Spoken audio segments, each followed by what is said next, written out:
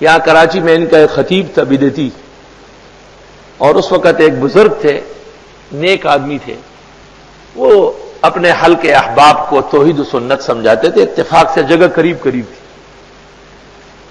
تو یہ اس کو برا بلا کہتا تھا. تو وہ بزرگ جو تنگ آیا نا، تو اس نے اس خطیب صاحب کو پیغام دیا کہ دیکھو تم بھی اپنے آپ کو اہل سنت کہتے ہو اور میں بھی اہل سنت کا دعوے دار ہوں، فرق یہ ہے کہ میں توحید و سنت کا عقیدہ رکھتا ہوں، تم شرک و بدعت کا. بس آسان علاج ہے، میں مناظرے نہیں جانتا ہوں. تیل کی کڑائی بڑی آگ پہ رکھ کے جب وہ اچھی طریقے سے جل جائے تو وہ جلتے ہوئے تیل کے اندر آپ بھی کودیں گے اور میں بھی کودوں گا، دیکھتے ہیں کہ کون بچتا ہے کون مرتا ہے. تو خطیب نے اپنی قوم کو کہا، جب لوگوں نے کہا حضرت تیار ہو جائے، کہنے لگے ان کا کیا ہے، ایک بڈھا سا پیر ہے اور تمہارا قیمتی خطیب جل جائے گا. کہا تمہارا اتنا قیمتی خطیب جس جیسا کوئی ہے ہی نہیں، وہ ختم ہو جائے گا. پورا یقین تھا کہ وہاں جاتے ہی مرنا ہے. یہی بات اللہ فرماتے ہیں کہ وَلَن يَتَمَنَّوْهُ أَبَدًا بِمَا قَدَّمَتْ أَيْدِيهِمْ، کبھی بھی یہ موت کی آرزو نہیں کریں گے بوجہ ان کے اعمال آگے بھیجنے کے. وَاللَّهُ عَلِيمٌ بِالظَّالِمِينَ، اللہ جانتے ہیں ان ظالموں کو، ان مشرک و بدعتیوں کو. یہ مرنا کب چاہتے ہیں؟ وَلَتَجِدَنَّهُمْ، اور البتہ ضرور پائیں گے آپ ان کو، احرص الناس، لوگوں میں زیادہ لالچی، علی حیات، جینے کے، یہ تو جینے کے بہت زیادہ خواہش رکھتے ہیں. 2 گھنٹے 19 منٹ پہلے ڈکار آئی اس کو، وہ مجدد بدعت حاضرہ کو، تو کہنے لگا خیال رہے معدہ شریف خالی ہے. ڈکار بھی کبھی خالی معدے، ڈکار تو بھرے معدے کی ہوتی. خیال رہے معدہ خالی ہے. مرنے سے 2 گھنٹے پہلے تک کھانے کے خیالات آ رہے تھے، اور وصیت کی تو 47 کھانے لے کو آئے. اڑد کی دال اور قیمہ بھری ہو، فلاں بھری ہو، فلاں بھری ہو، ٹھنڈی بوتلیں اور یہ اور وہ، جو ہے نا دودھ بھری ہو، فلاں بھری ہو، پتہ نہیں قیمہ بھری ہو، کچوریاں، جتنی چیزیں کہ وہ کہیں مارکیٹ کے کھانا فروش کو ہی پتہ نہیں ہوگا. آدمی جب مرتا ہو تو وہ جہنم سے اور آخرت کے عذاب سے بچنے کی فکر کرتا ہے. ان کو یہ خیال تھا کہ آخری گھڑی ہے، کہیں کھانے رہ نہ جائے. اور کہا کہ اگر اعزا سے بتی بھی خاطر ہو سکے تو اس کی سوئم کیا کرے تاکہ بہت سارے کھانے اس پہ لٹائے جائے. طرفہ تماشا یہ ہے کہ جب جنازہ جا رہا تھا تو کٹورے میں ایک شخص گول کنڈا لے آیا. گول کنڈا کیا کہتے ہیں اس کو؟ گول گنڈا لے آیا. دغ دغ منہ کشکشوں ہوئی آگاہ گفتوں کا نا برف کا خانہ ساز. تو اس کٹورے کو برف اور شربت سمیت قبر میں ساتھ دفنا دیا. کیا بھی جو منکر نکیر سوال جواب کے لیے آئیں گے، یہ بیٹھے گا تو سب سے پہلے بسم اللہ حاضر ناد مشکل کشا شریف یہ پی لے گا. یہ یقین نہیں ہے کہ قبر میں اللہ نعمت عطا فرمائیں گے، یہی سے کٹورا بھر کے بھیج دیا. منکر نکیر جو آیا ہوگا نا تو اس نے کہا ہوگا کہ یہ ایسا بدعتی ہے کہ قبر تک بدعتی ہے. دنیا میں معتزلہ خوارج بڑے بدعتی گزرے، لیکن ایسا بدعتی کہ اپنے ساتھ قبر میں برف کا کٹورا لے کے گیا، اور میرا دعویٰ ہے 1400 سال میں کوئی بدعتی ایسا نہیں گزرا ہے. من المہد الی اللحد. اور پھر یہ وصیت کی کہ میری قبر بہت کھودو، خوب، جس میں ایک آدمی کھڑا ہو سکے.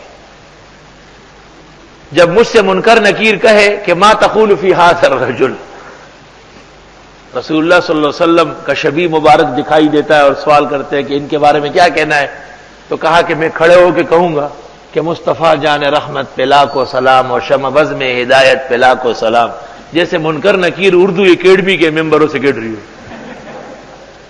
اب فکر کی بات یہ ہے کہ حدیث میں تو ہے کہ یجلسانی ہی، اور صحیح مسلم میں ہے یقعدانی ہی، کہ فرشتے بٹھائیں گے اور یہ کھڑا ہو جائے گا ان کے سامنے.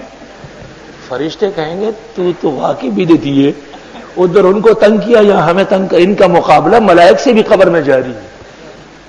اب فرشتہ نے جو سوال کیا ہے اس کا جو جواب ہے وہ جواب کس نے بتایا؟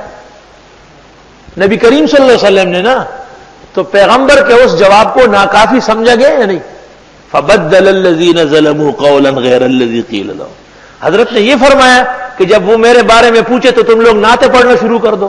یا آپ کہے کہ ھذا محمد جاءنا بالبینات آمنا به واتبعناہ، بخاری مسلم یہ الفاظ، یہ محمد صلی اللہ علیہ وسلم ہے، ہم ان پر ایمان لائے اور ان کا ساتھ دیا ہے۔ تو وہ ایسے کیسے کہہ سکتا ہے؟ وہ تو اتبعنا نہیں ہے، ابتدعنا، ہم نے تو اس کے نام پر بدعت نکالی ہے۔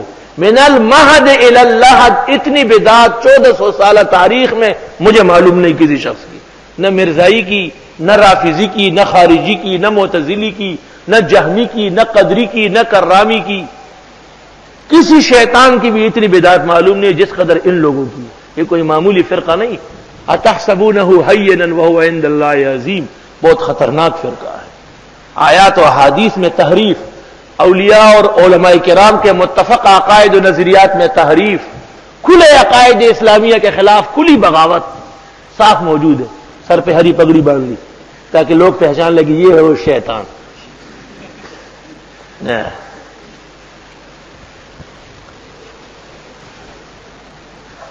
کہتے ہیں جی ان کے بارے میں بہت سخت ہے، تم نے اسلام کی ابجد کو پڑھا نہیں ہے، تمہیں اسلام کی ہوا لگی نہیں رہی ہے، تو دیکھ تو صحیح، ساری دنیا کے بدعت اور کفر جمع کرے، آپ قرآن کو دیکھ کے رد ان کا ہوگا ہمیشہ۔ یہ سب کے ماں باپ ہے، سب کے ماں باپ یہی ہیں، یہی سے نکلے ہیں سارے۔ الا خزی فی الحیات الدنیا، مگر یہ کہ رسوا ہوگا دنیا کی زندگی میں، آپ کی اور ہماری آنکھوں کے سامنے اس جرنیل کا حشر گزرے ہوئے لوگوں سے زیادہ بدتر ہوگا۔ انہوں نے صرف ملک کا سودا کیا، اس نے ملت بھی تباہ و برباد کر لی۔ وَيَوْمَ الْقِيَامَةِ يُرَدُّونَ إِلَىٰ أَشَدِّ الْعَذَابِ، اور قیامت کے دن یہ لوٹائے جائیں گے سخت ترین عذاب میں۔ اللہ کا غصہ ٹھنڈا ہی نہیں ہو رہا ہے۔ وَمَا اللَّهُ بِغَافِلٍ عَمَّا تَعْمَلُونَ، اور اللہ نہیں ہے بے خبر جو کچھ تم کرتے ہو۔ اللہ تعالیٰ کی گرفت بہت سخت ہے نا۔ یہ مدینہ منورہ میں یہود کے دو فریق تھے، ایک بنو قریظہ اور دوسرا بنو نذیر۔ مشرکین کے بھی دو فرقے تھے، ایک اوس اور دوسرا خزرج۔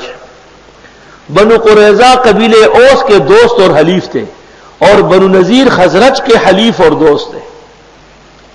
اوس اور خزرج میں لڑائی رہتی تھی تو بنو قریظہ اوس کی حمایت اور بنو نذیر خزرج کی حمایت اور امداد کرتا۔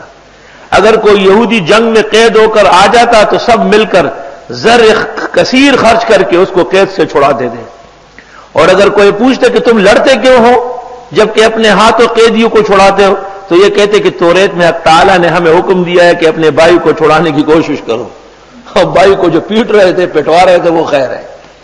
جیسے ہمارے لوگ کہتے ہیں کہ غریب افغانیوں کی مدد کرنا بہت ضروری ہے، لیکن یہ وہ شخص جس کے لبوں پر افغانستان کے مسلمانوں کا خون پڑا ہوا ہے، اور جس کے ظالمانہ دستخط سے روزانہ 100 بمبار ایک جگہ افغانستان پر ہو رہی ہے، وہ کس منہ کس حیا سے کہتا ہے کہ جی افغانستان کے لیے فنڈ ہونا چاہیے؟